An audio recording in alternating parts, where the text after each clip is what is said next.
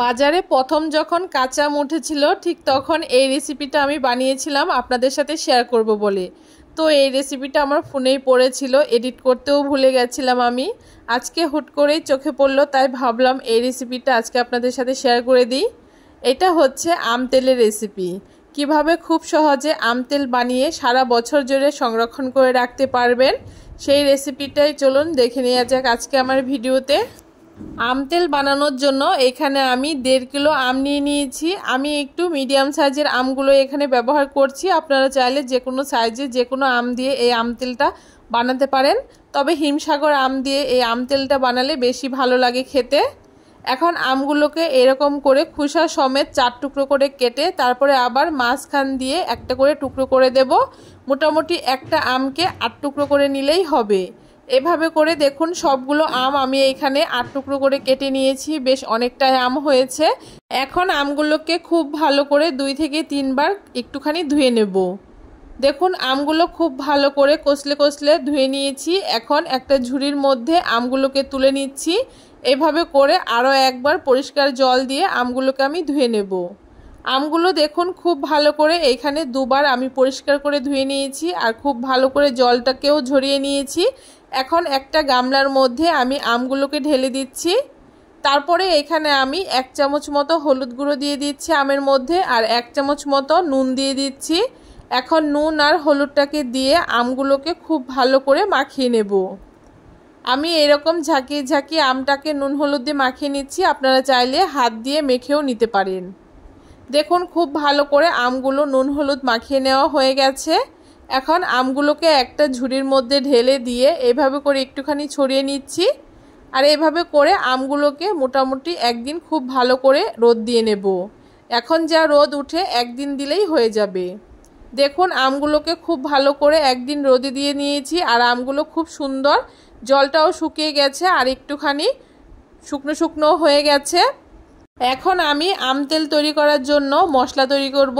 তার জন্য প্যানের মধ্যে 1 চামচ গোটা জিরে দিয়ে দিয়েছি, 1 চামচ মৌরি দিয়ে দিয়েছি, হাফ চামচের একটু বেশি মেথি দানা দিয়ে দিয়েছি, আর এখানে 2 চামচ মতো সর্ষে দিয়ে দিয়েছি। সর্ষের পরিমাণটা একটু বেশি ব্যবহার করতে হবে।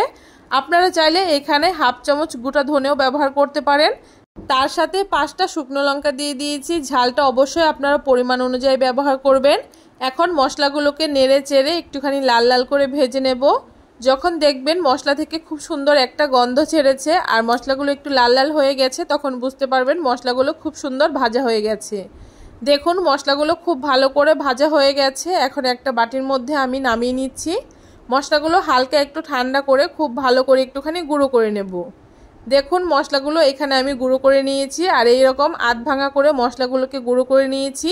এরকম আধ ভাঙা করে মশলাগুলোকে একটুখানি গুঁড়ো করে নেবেন। মশলাগুলো গুঁড়ো করা হয়ে গেছে। এখন আম তেল তৈরি করার জন্য এখানে আমি 1 কাপ মতো সর্ষের তেল দিয়ে দিয়েছি।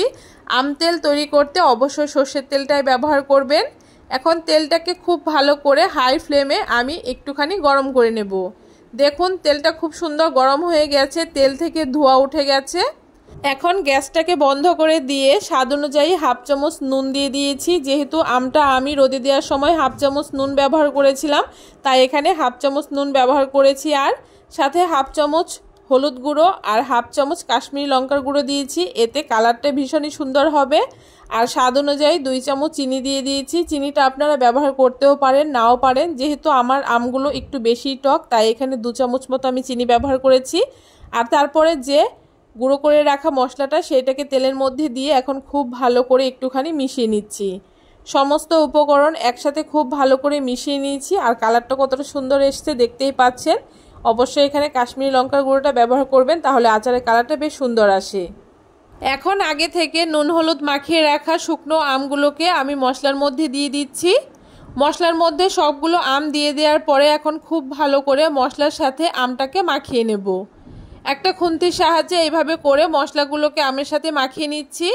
আর মশলাটা এমনভাবে আমের সাথে মাখাতে হবে যাতে সবগুলো আমের মধ্যে মশলাটা খুব সুন্দরভাবে লেগে থাকে। এভাবে করে একটু সময় নিয়ে মশলাটাকে আমের সাথে মাখিয়ে নিতে হবে। দেখুন খুব ভালো করে সমস্ত আমের সাথে মশলাটাকে খুব সুন্দর করে মাখিয়ে নেওয়া হয়ে গেছে। আর আম তেলের কালারটা কতটা সুন্দর এসছে দেখে বুঝতেই পারছেন। এখন এইভাবে করে আমি ঢাকা দিয়ে 2 থেকে 3 ঘন্টা একটুখানি রেখে দেব। 3 ঘন্টা পরে দেখুন খুব সুন্দর সমস্ত মশলা আমের মধ্যে পৌঁছে গেছে আর কালারটা বেশ সুন্দর এসছে। এখন আমি এই আম তেলগুলোকে একটা কাচের বয়ামের মধ্যে ভরে নেব। যে কোনো আচার দেখবেন কাচের বয়ামের মধ্যে রাখলে বেশ অনেক দিন পর্যন্ত ভালো থাকে। আপনারাও চেষ্টা করবেন এই আম তেলটাকে একটা কাচের জারের মধ্যেই রাখার। এভাবে করে আম তেলটাকে কাচের বয়ামের ভেতরে ভরে 5 থেকে 7 দিন রোদের মধ্যে রেখে দিলেই হবে। আর তারপরে এইভাবে করে আপনারা সারা বছর পর্যন্ত এই আচারটা খেতে পারেন। কোনো রকম ফ্রিজে রাখার প্রয়োজন নেই, মাঝে মাঝে একটুখানি রোদে দিলেই এই আচারটা বেশ অনেক দিন পর্যন্ত ভালো থাকে। খিচুড়ি কিংবা ডাল ভাতের সাথে এই আম তেলটা খেতে ভীষণই ভালো লাগে। আর এই আম তেলের তেলটা দিয়ে মুড়ি মাখিয়ে খেতে তো ভীষণই টেস্টি হয়। আপনারাও এভাবে করে খুব সহজ পদ্ধতিতে আম তেল তৈরি করে সারা বছরের জন্য সংরক্ষণ করে রেখে দিতে পারেন। কেমন লাগলো খুব সহজ পদ্ধতিতে আম তেলের রেসিপিটি অবশ্যই কমেন্ট করে জানাতে ভুলবেন না। ভিডিওটি ভালো লাগলে অবশ্যই সবার সাথে শেয়ার করে দেবেন।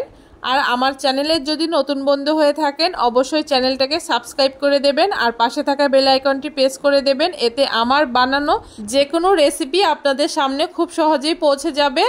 আজ এ পর্যন্তই, চলে আসবো নতুন আরও একটি ভিডিও নিয়ে। সে পর্যন্ত ভালো থাকবেন, সুস্থ থাকবেন। ধন্যবাদ।